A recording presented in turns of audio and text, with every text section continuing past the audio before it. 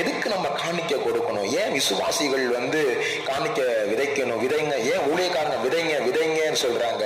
ஏன் இப்ப என்ன நம்ம வீடியோல கூட இந்த வார்த்தையை கனம் பண்ணுங்க, விதைங்கன்னு நாம ஏன் சொல்றோம்? நீங்க விதைக்கிறதுனால நான் ஆசீர்வாதமாய் இருக்கவா? நோ, நான் ஆசீர்வாதமாய் இருக்க நான் விதைக்கிறேன். அல்லேலூயா. உன் பொருளாலும் உன் எல்லா விளைவின் முதற்பலனான கர்த்தரை கனம் பண்ணு. என்னுடைய களஞ்சியம் பூர்ணமாய் நிரம்ப நான் கர்த்தரை கனம் பண்ணி கொண்டிருக்கிறேன். மாதம் மாதம் நானும் என் மனைவியும் இந்த ஊழியம் ஸ்டார்ட் பண்ணி ஒரு 10 வருடத்துல திட்டத்தட்ட கணக்கு போட்டு பார்த்தா 8-10 லட்சம் தேவனுடைய ராஜ்யத்துக்கென்று நாங்கள் விதைத்திருக்கிறோம்.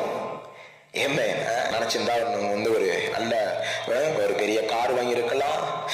10 லட்சத்துக்கு ஏதோ ஒரு லேண்டை வாங்கி போட்டு ஏதோ ஒன்று பண்ணி எங்களுக்குன்னு சொல்லிட்டு செலவு பண்ணியிருக்கலாம். ஒரு பெரிய டூர் போயிருக்கலாம். ஆனா நாங்க அதெல்லாம் இல்லை.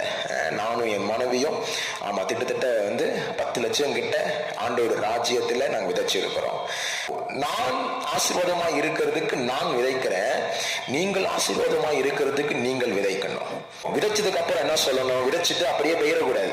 நிறைய பேர் விதைச்சிட்டேன் அப்படியே கிளம்புறேன். நோ, விதைச்சதுக்கு அப்புறம் இந்த வசனத்தை எடுக்கணும். ஆண்டவரே, நீதிமொழி 3:9 படி நான் உங்களை கனப்படுத்தி இந்த வார்த்தையில நான் விதைச்சிருக்கிறேன்.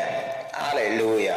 நீதிமொழி 3:10 படி என்னுடைய களஞ்சியங்களை பூர்ணமாய் நிரப்பும். நான் அதை விசுவாசிக்கிறேன்.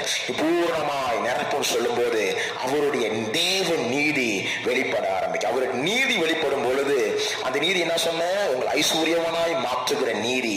அந்த நீதி எப்படி செயல்பட ஆரம்பிக்குதுன்னா, உங்களுடைய களஞ்சியங்களை பூர்ணமாய் நிரப்ப ஆரம்பிக்கிறது. உங்களுடைய ஆலைகள்ல திராட்சரசம் புரண்டு ஓடும். அல்லேலூயா.